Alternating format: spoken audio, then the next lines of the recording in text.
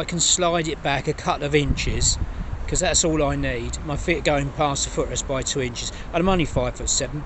So right, I've had a go with an Allen key and a wrench either side, and I cannot move the seat at all. It's absolutely solid. So tried moving the seat back, only want 2 inches, it won't work, so I'm going to have to now address the footrests and make a footrest that is 2 inches or 50mm further forward. I've undone the footrest screw. It's a stainless with a Phillips head, a big Phillips head, and the screw diameter is 6.25mm diameter, but it's a self-tapping type screw, so it's not an M6.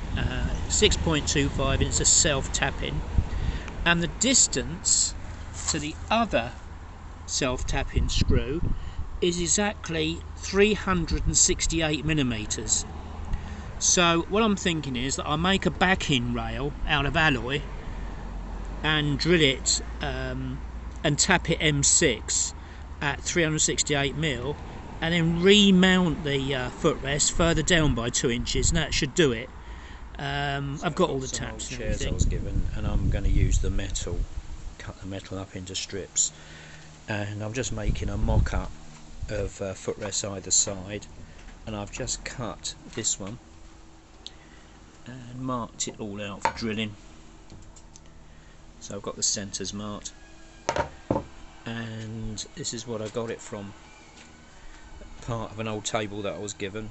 You can see how I cut it out, and if it's successful I'll make a proper one out of aluminium, but this is just a tried punched each M6 hole position at 368mm distance there.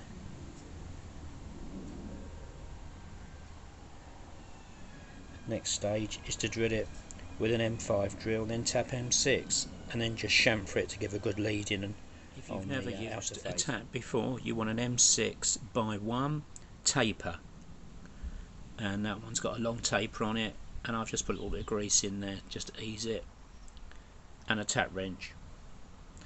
You must use a taper tap so it goes in the hole. There's 3 types. I've now sorted out an assortment of bolts, different lengths.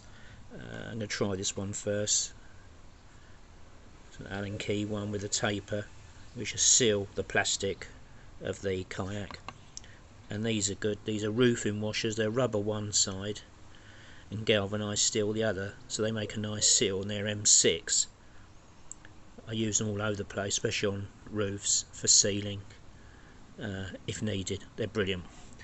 And I've also got some M6 cap screws, Allen bolts, and just normal bolts, so I can just play with the different lengths and just see what works best.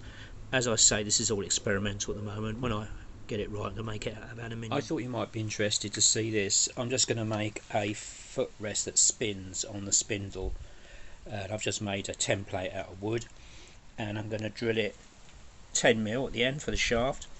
But this is the interesting thing. I bought an attachment for my 4.5-inch angle grinder, and it's a Jacob's chuck, and it converts your angle grinder into a drill. I've lent my drill to someone, so it's a good standby. I'm going to drill a 10mm hole through there, and the adapter wasn't very much at all.